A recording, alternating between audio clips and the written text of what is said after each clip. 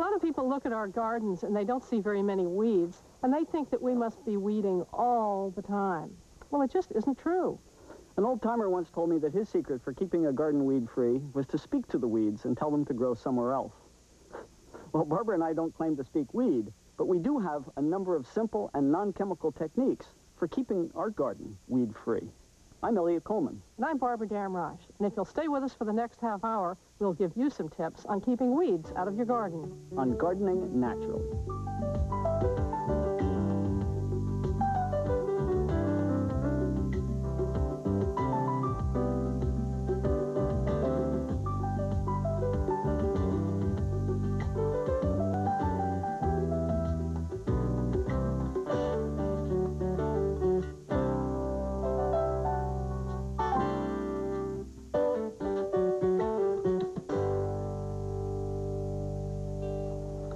If I have my choice of ways to weed the garden, this is the way I prefer, sitting out on a bench, reading a book. Actually, it was because of this particular book, which is called 10 Acres Enough by Edmund Morris, published way back in 1864, that I figured out how to beat weeds. Morris writes that he came resolutely to the conclusion there must be a limit to weeds. And if we could induce all of the seeds contained in the soil to germinate and then destroy the plants before they matured a new crop of seeds, we should ever afterwards be excused from such constant labor as we had gone through. Well, that really makes a lot of sense. If you can keep weeds from going to seed, there won't be any new seeds in the garden. And there's a wonderful old saying, 1 year's seeding means 7 years weeding. And this is a very good example. This is not a bouquet, this is 7 years' work. Every one of these little stems sticking out that used to be a flower is now a seed pod filled with seeds. And this is just one plant. I don't think I could count the number of seeds that are contained in here. If I let this go to seed in the garden, I have that many more weed seeds for the future.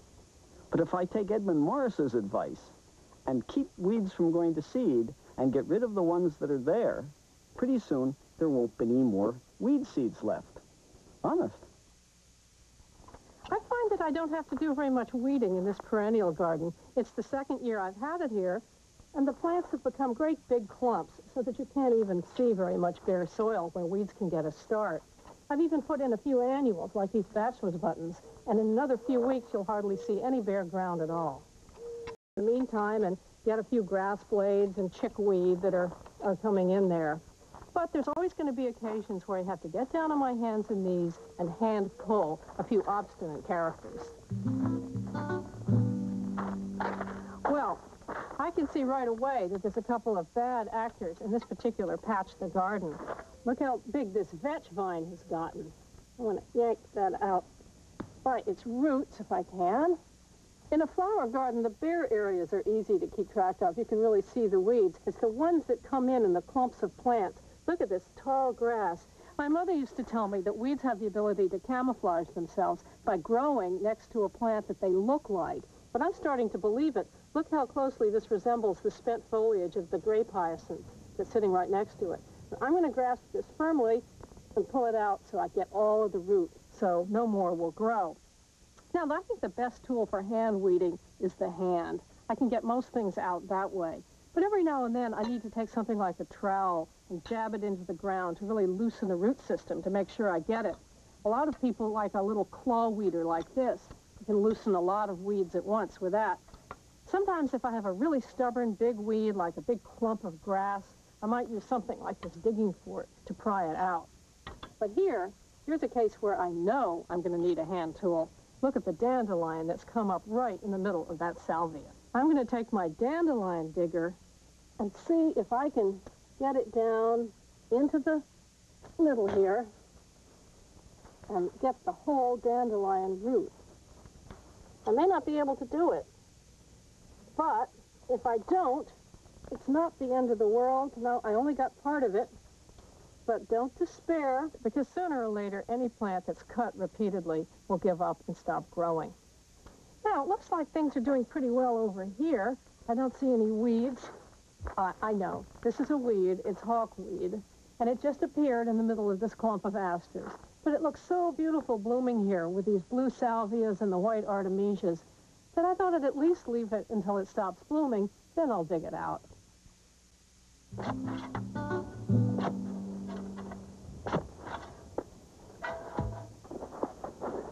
The first step in weed control is preparing the garden right, and that means getting rid of the perennials and the invasive weeds. Now, a perennial like this dandelion, if you take care of it once and well, it's done with. Just stick in a digging tool like this double-bladed hand fork, well down in there, pry underneath to make sure you break off the root and get enough of the root, and that's done with. You won't have to worry about that again. It's the invasive weeds, like these here, that are actually coming from main plants back outside the garden that can continually creep in and give you problems. And so once a year, I'll go along with the spade around the edge of this garden to try and take care of them. This looks innocent, but if you dig down under it, you'll see that it has a long white stem that takes it all the way back to where it's attached to its mother plant. No matter how many times you came through here with a hoe and cut the head off of this weed, you'd never get it to stop growing because it can continue to get food back from where it came from. So these ones, you have to get out by digging and actually prying out them and the mother plants like that, knocking the soil off of them, throwing them in the weed bucket and into the compost heap, and get them out of there before you begin. If that's done, you've handled those problems, and then you can go on to the easier job of getting rid of the annual weeds. This buttercup came up behind some threadleaf coreopsis, and it looks so pretty in a spot where there isn't any other color that I just left it be. I'll pull it out a little bit later. Another thing I do a lot in this particular garden is let things go to seed. Last year I had a lot of Johnny jump-ups and some tufted pansies, and they're just popping up all over the place, all by themselves. I even left this one that crept into the walkway because it looks so pretty. Another plant I had last year was some alyssum, and it's self-sown all along this border in a really nice way, so I'm leaving that where it looks good. We had some Shirley Poppies here. They're not blooming yet, but I noticed that they're coming up all over the place, and they're going to have a fine show without my even having to plant them. But sometimes they seed themselves in a place I don't want them, right in the middle of this perennial geranium, for example. So I'm just going to pull out the ones that really aren't in the right place. This one can come out, but the rest are fine for now. Well, you're probably thinking by now that I'm awfully tolerant about weeds in the garden. Well, now you're really going to think I'm eccentric, because some of these weeds I'm going to pick for dinner. I just noticed that there's some lamb's quarters, a very common weed around here, but they're actually very good to eat. You can make them cooked like cream spinach, and when they're young and tender like this, you can just chop them up and put them in a salad. So we might even have those for dinner. Here's another weed, purslane. It's just starting to come in now. I'm going to have to clean that off when I get them into the kitchen. But they have little succulent leaves that have a nice crunch to them. In cleaner soil, I'll even snack on them sometimes when I'm weeding in the garden.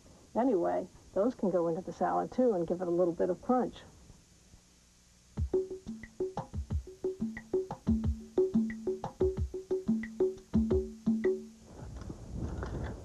I'm using this 3-tined cultivator to mix this compost shallowly into the surface of this bed.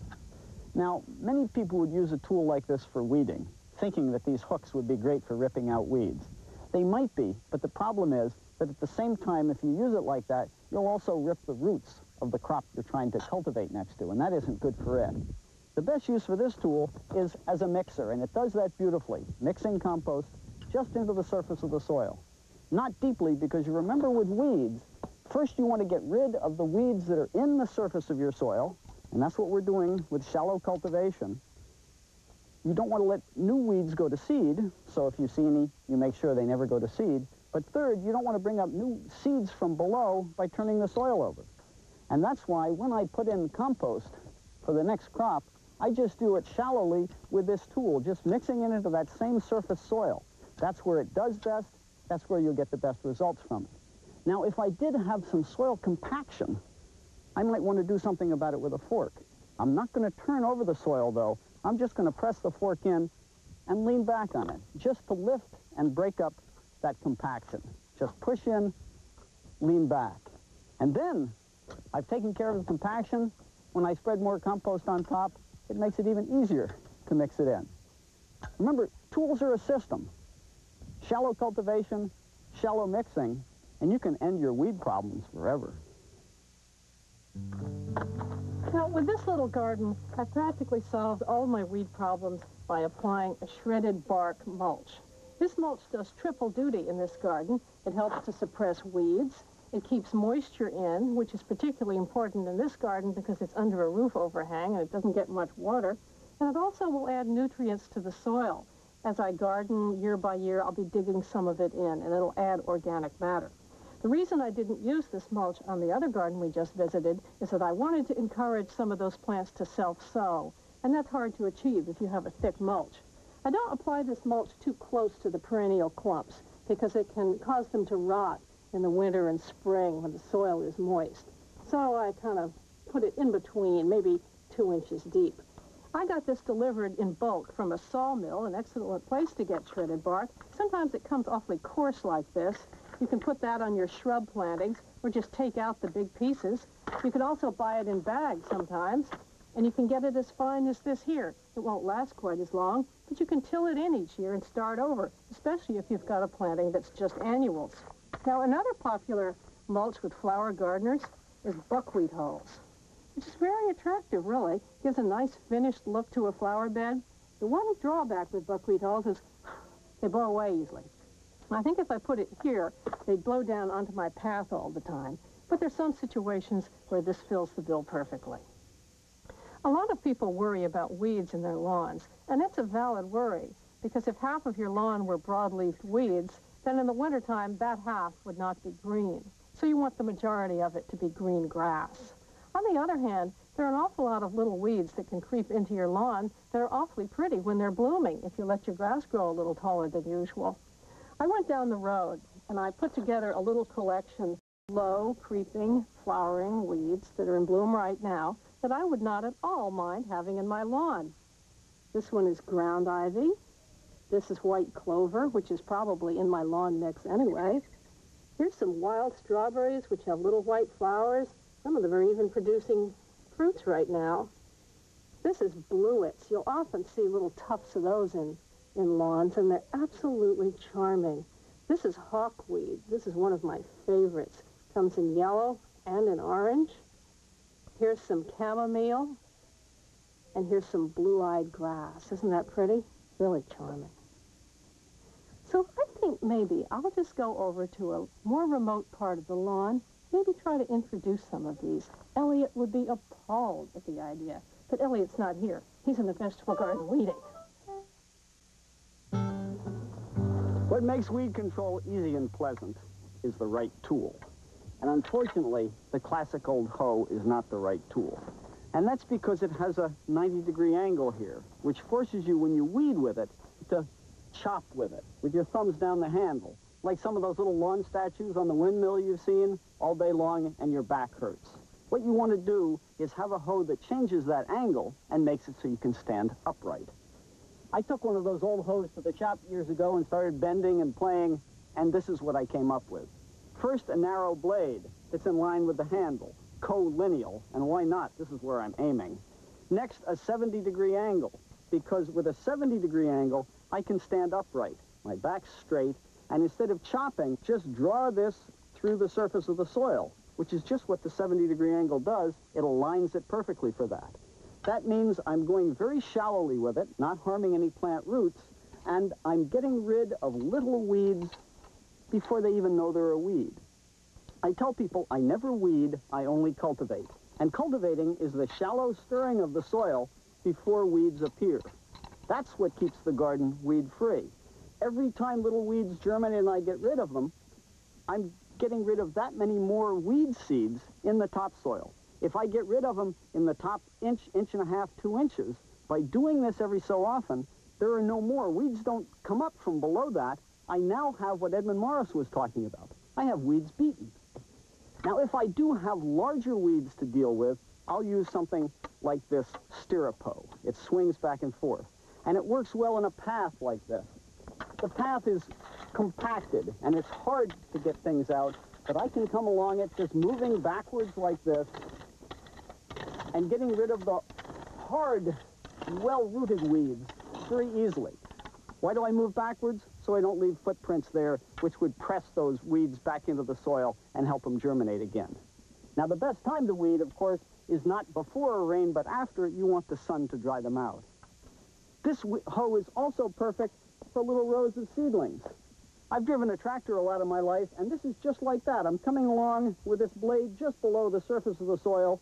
I can do whole rows very quickly, right to within a ½ inch of the stems of those plants. You can't ask for better accuracy and better weed control than that. Shallow, not letting weeds barely get up before you get rid of them, always getting rid of them. This is a pleasure to do. Such a pleasure. Notice the position I'm in. This is actually a ballroom dancing position. This is the way this hoe is held comfortably.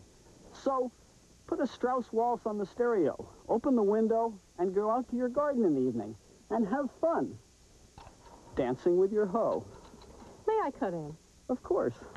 I don't think it's a waltz. I think this is a hoedown we're doing.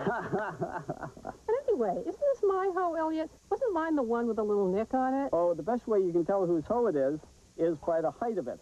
The best height for a hoe is right about to the tip of the nose of the user.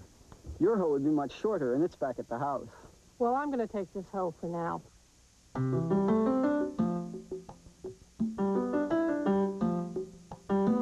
Dull as a hoe is an old expression, almost as if one were supposed to go out and bludgeon the weeds to death with a club. Well, even this old hoe would benefit from having a sharp edge, and our draw hoes and our stirrup hoes especially work well if that edge there is just as sharp as you can get it. The way to do that is to use a file. In fact, I carry a file in my back pocket. And I'll take the stirrup hoe, hold it up like this, and just run the file across there, paying attention to the bevel, making sure you maintain it, and get a sharp chisel edge on there. You just sharpen it from one side. But I want it as sharp as I can get it. Now, because of the way this swings back and forth in the soil, sharpening it from this direction works fine. But with the draw hoe, you want to sharpen it from the other side, because you want to make sure that with the draw hoe, the sharp edge of the chisel blade is on the bottom next to the soil. So to sharpen this one, I'll hold it right side up and run the file across it like that. So the edge, the very sharp edge, is right there to go right beneath the soil and cut off the roots of all those little tiny weeds.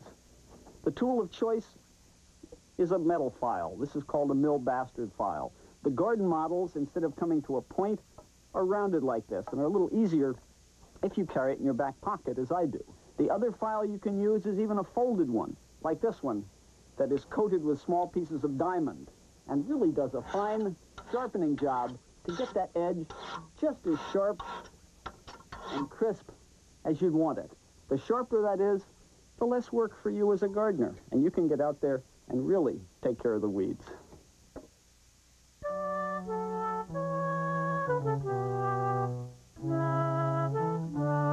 If you've kept up with your cultivating to this point, by this stage you ought to have weeds pretty much under control. And now's the time to actually plant some weeds. It's a process known as undersowing. I'm going to plant underneath this corn a legume in order to benefit the soil for next year. Why won't that bother the corn like a weed? Well, let me tell you about it. Weed studies have shown that weeds are really only major competition for crops during the first 4 to 5 weeks after they're planted, up to about a foot tall like this corn. And if you put in a clover or something underneath them at that point, the corn is tall enough and big enough so it will continue to grow with no competition, and it isn't quite so big as to totally shade out the legume you're putting in underneath it. In other words, you can have your cake and eat it too. You can grow your garden crop and grow next year's fertility in the understory. Undersowing, it's a wonderful idea. So I'm going to use almost any legume I want. I could use red clover, which is a hardy clover up here, if I wanted there to be lots of residue here next spring. But actually what I want is to plant a very early crop here next spring. I think it's going to be spinach, and I would just soon not have too much residue. So instead of a hardy clover, I'm going to plant a less hardy southern clover. maybe lespedeza, maybe crimson clover, maybe berseem clover, and that will grow through the rest of my summer and fall, but freeze out about Christmas time. Its residues will protect the soil, but there'll be very little for me to rake off next spring. And all you have to do this is just take the seed and scatter it lightly all over the bed and under the plants. Just lightly. You'd be surprised how much of a plant comes from a few of these little seeds. And then rake it in with a rake, just gently, just to mix those seeds in with the surface of the soil. Tamp it down to firm them in. And now you have this year's crop and next year's fertility all taken care of at once. You know, Elliot, it's funny, but sometimes I actually like weeding. It's one of those quiet, rhythmic, meditative activities that I can sort of lose myself in and just mull over the things that are on my mind. Well, sometimes I feel that way, but I suspect that most of the time I'd rather meditate on a beautiful weed-free garden. And whether you achieve that by cultivating in the vegetable garden or mulching in the flower garden, the main point to remember is that a minute of prevention is worth an hour of weeding. And nobody likes to weed. Until next time, goodbye and good gardening.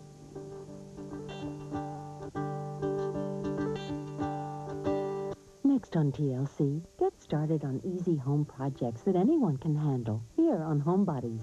Then indulge your creative side with Debbie Stapley on Crafts & Company here on TLC.